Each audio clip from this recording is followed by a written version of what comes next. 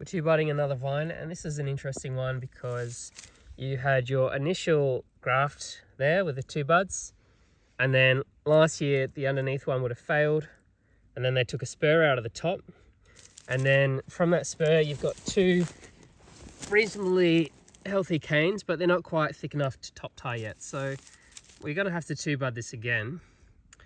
And what we want to do is probably take the lower one in this case, because they're both the same thickness.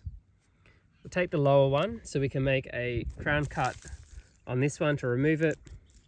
That leaves any wound up there, if we did leave one, on a higher position, so it's not going to impact this one.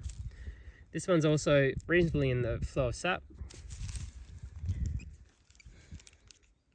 And then we can go, we've got bud 0 at the back, down here, bud 1, bud 2. We're going to go there, keep it simple.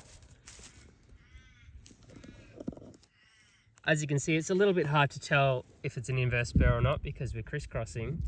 But as we know, young vines, 5 years old or less, do crisscross their sap flow up the trunk. So even though there's a couple inversions here, we've gone out to the left and then we've gone up to the right and then we're going out again, the vine is able to crisscross its sap flow.